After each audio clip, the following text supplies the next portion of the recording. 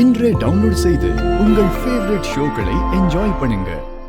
உங்க அம்மாவை பத்தி இத்தனை வருஷத்துக்கு அப்புறம் திரும்ப டிவி நியூஸ்ல தப்பா வந்துச்சுமா. அத பார்த்துட்டு உங்க அப்பாவால தாங்கிக்க முடியாம உங்க அப்பா தூக்க மாத்திரையே போட்டுட்டு தற்கொலை பண்ணிக்க போயிட்டாண்டி. வழக்கமா தேவா பகல்ல தூங்கவே மாட்டான். ஆனா இன்னைக்கு ரொம்ப நேரம் தூங்கிக்கிட்டே இருந்தான். உன் அத்தை தான் அந்த மாத்திரை பாட்டில பார்த்துட்டு வந்து எல்லார்கிட்டயும் விஷயத்த சொன்னா. நாங்க போய் எழுப்பி பார்த்தா உங்க அப்பா எந்திரிக்கவே இல்லடி. அதுக்கப்புறம் தான் பயந்து போய் ஹாஸ்பிட்டல கொண்டு வந்து சேர்த்திருக்கோம். உள்ள ட்ரீட்மெண்ட் போயிட்டு இருக்கு.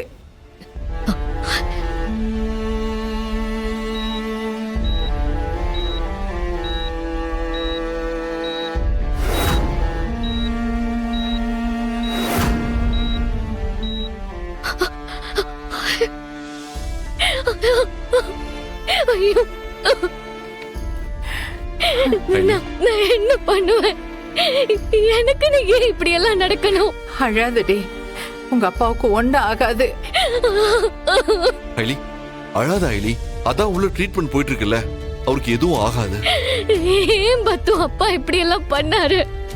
நான் ஒருத்தர் இருக்கன்றதே மறந்துட்டாரா? அப்படி இல்ல இல்லடி, அவன் ஒன்ன நினைச்சுதான் எப்பவுமே கவலைப்பட்டுக்கிட்டு இருப்பான். இப்ப கூட அவன் இப்படி ஒரு முடிவு எடுத்ததுக்கு காரணமே உனக்கு எப்படி ஆறுதல் சொல்றதுன்னு தெரியாமதாமா. உங்க அம்மா விஷயம் கேள்விப்பட்டதும் அவனை இந்த அளவுக்கு பாதிக்கப்பட்டிருக்கான்னா நீ அதை தெரிஞ்சு நீ எவ்வளவு கஷ்டப்படுவியோன்னுதான் அவன் இப்படி ஒரு முடிவெடுத்திருக்கான்னு நினைக்கிறேன். உன்னை நேர்ல பாக்குறதுக்கு அவனுக்கு தைரியம் இல்ல ஏலி, அதான் இப்படி பண்ணிட்டான். நான் என்ன பாட்டி பாவம் பண்ண? கடவுள் எனக்கு இப்படி ஒரு தண்டனையை கொடுக்கிறாரு. கவலைப்படாதடி, உங்க அப்பா கண்டிப்பா திரும்ப வந்துருவான்.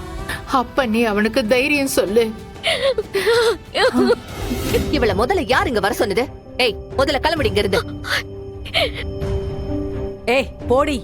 ஏய், நான் தாண்டி இவள வர சொன்னேன். இவ அப்பாவை இவ பார்க்காம வேற யார் வருவா? அத்தை, தயவு செஞ்சு நீங்க எதுவும் பேசாதீங்க. அவரை பாத்தீங்கல்ல என்ன நிலைமையில இருக்காருன்னு. இது எல்லாத்துக்கும் காரணம் இவளும் இவங்க அம்மாவும் தான். அவரு இவளோட முகத்திலேயே முழிக்க கூடாது அத்தை. ஏய் போடி, போடின்னு சொல்றேன்ல.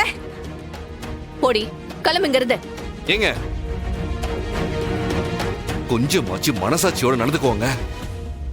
இவள என்ன ஜென்மோன்னு கேட்டீங்கல்ல, இப்ப நீங்க ரெண்டு பேரும் நடந்துக்கிறதுக்கு பேர் என்ன? அப்பாவை பார்க்கணும்னு வந்தவள இப்படி போன்னு துரத்துறீங்க. ஏய், உனக்கெல்லாம் எங்க கிட்ட பேசுறதுக்கு தகுதியே இல்ல. இது எங்க குடும்ப விவகாரம், நீ இதுல தலையிடாத. டேய், நீ சொல்றதுக்கு அமைதியா போறதுக்கு இது ஒண்ணு அந்த வீடு இல்லடா. யார எப்படி நடத்தணும்னு எங்களுக்கு நல்லாவே தெரியும். நீ சொல்லி கொடுத்து நாங்க தெரிஞ்சுக்க வேண்டிய அவசியம் இல்லடா. நீ முதல்ல இங்க இருந்து கிளம்பு. கிளம்புடா. கிளம்புடி. இருங்க.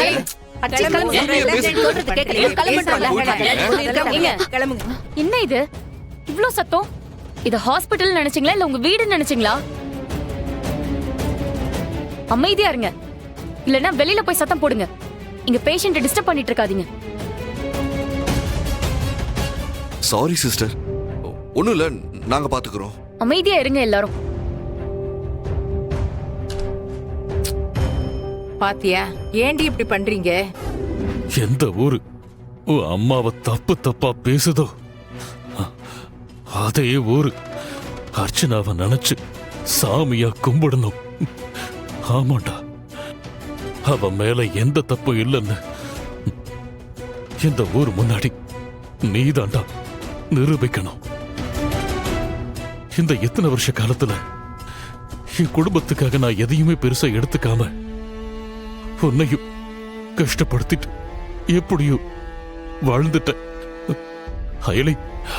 ஆனா இப்ப சொல்றேன்டா, இனிமே எனக்கு என் பொண்ணோட வாழ்க்கை தான் முக்கியம்.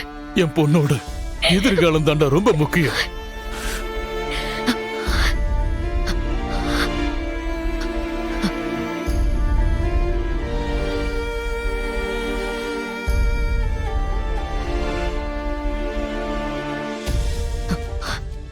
எனக்கு இது போதும்பா. நீங்க சொன்ன இந்த வார்த்தையே போதும். அம்மா மேல எந்த தப்பும் இல்ல, அவங்க நிரபராதின்னு நான் ப்ரூவ் பண்ணுவேன். என் அம்மாவை தப்பா பேசின ஒவ்வொரு வாயும் அவங்கள பாராட்டி பேசும். எல்லாரும் என் அம்மாவை நினைச்சு பெருமைப்படணும். அயலி, எப்படிடா இவ்வளவு நம்பிக்கையோட சொல்ற?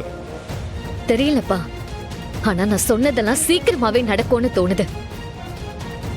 அதனால அப்போ அத பார்த்து சந்தோஷப்படுறதுக்கு என் கூட நீங்க இருக்கணும்ப்பா. இனிமே எக்காரணத்தை கொண்டும் நீங்க இப்படி ஒரு காரியத்தை பண்ணக்கூடாது. எனக்கு சத்தியம் பண்ணுங்க.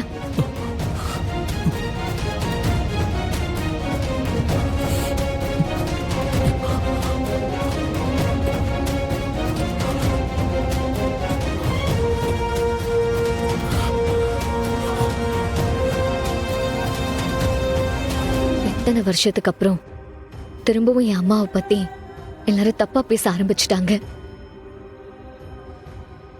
போற இடத்துல அவரை நிறைய பேர் பேசியிருக்காங்க. அந்த அவமானம் தாங்க முடியாம தான்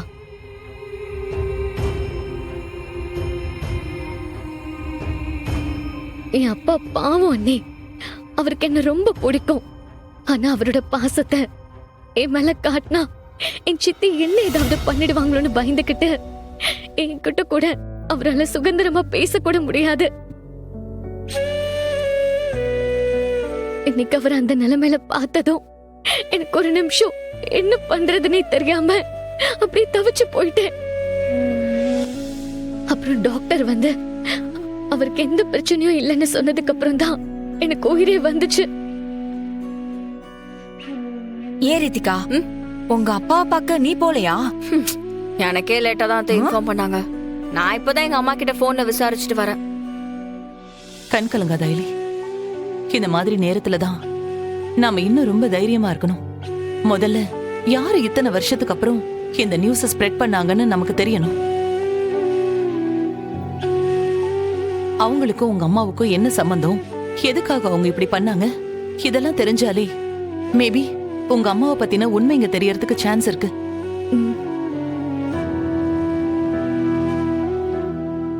இத பாரு, நீ எதை நினைச்சும் கவலைப்படாத அயலி. உனக்கு என்ன பிரச்சனைனாலும் நான் உன் கூட இருப்பேன், சரியா? நீ தைரியமா இரு, பாத்துக்கலாம்.